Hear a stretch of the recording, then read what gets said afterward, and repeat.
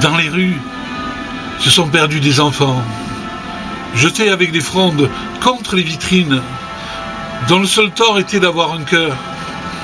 Ils croyaient qu'aimer serait le plus important et que le mensonge abdiquerait devant tant d'abandon de soi. Les mots inaudibles coulaient de leurs regards humides.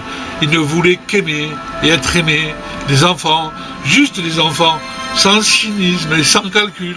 Ils voulaient croire que les autres, ceux qui ont le pouvoir de le tromper, ne seraient pas aussi méchants. Juste un moment de silence.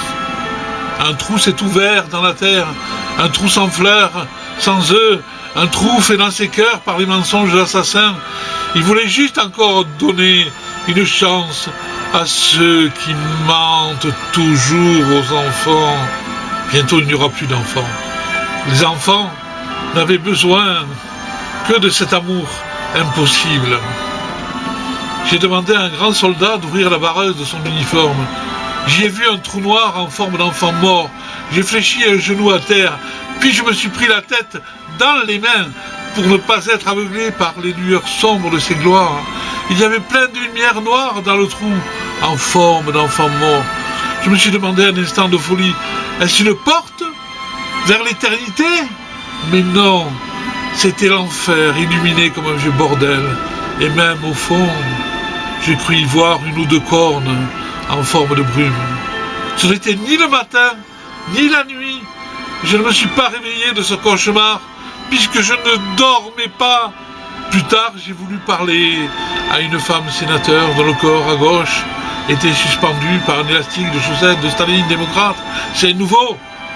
Elle avait toujours raison, et elle m'a chanté, hurlant de la nécessité des enfants sacrifiés.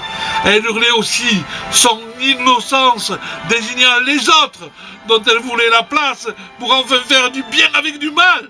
Elle brandissait les enfants morts par les pieds et les bras. Elle les jetait à gauche, à droite, sans viser. On aurait dit des guirlandes de Noël tellement qu'un instant, je crus être obligé d'admirer tant d'adresse. Mais il y eut dans son sourire un éclat. Elle avait à la place des dents des lames de rasoir siliconées, avec quelques gonades ou quelques figues sèches suspendues. Je voulais m'éloigner, mais pour aller où? Alors j'ai décidé de l'appeler maman. Je ne pouvais trouver pire. Elle me regarda sévère et me commanda « Au pied !» Je faillis rire. Elle me prenait pour un chien. Mais je n'avais pas de queue, juste un sexe d'enfant en forme de rose pour faire pipi. En forme de rose pour faire pipi. Texte extrait de Une nuit de 7 jours sur une musique de Music Screen. Merci.